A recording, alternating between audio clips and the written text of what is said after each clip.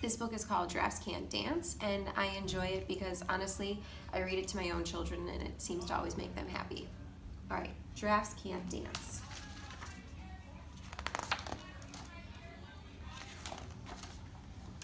Gerald was a tall giraffe whose neck was long and slim, but his knees were awfully crooked and his legs were rather thin.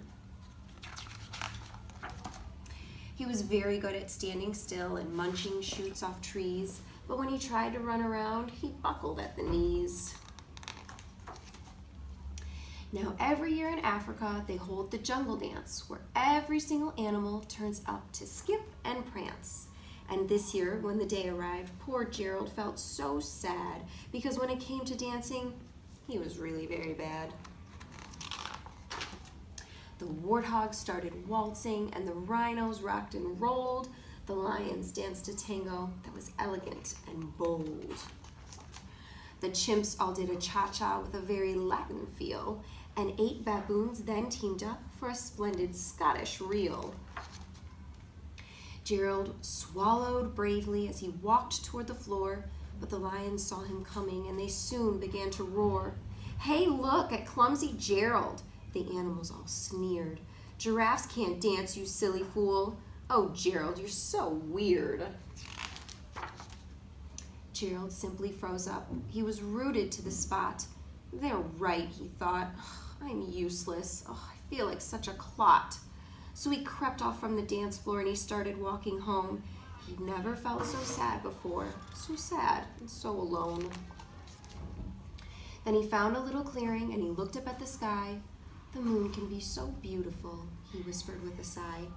"Excuse me," coughed a cricket who'd seen Gerald earlier on, "but sometimes when you're different, you just need a different song."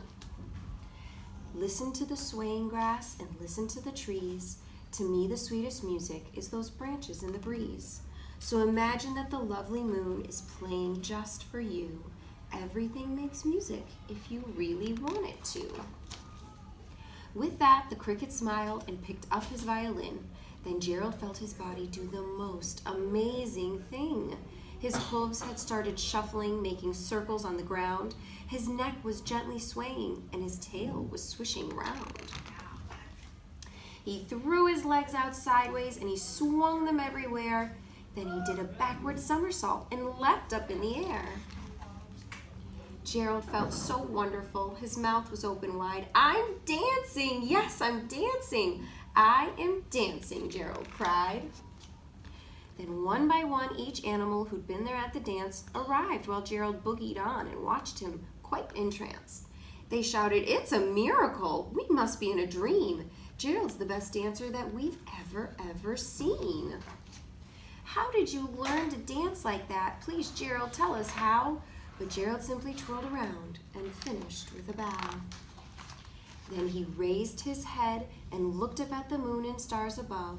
"We all can dance," he said, "when we find the music that we love."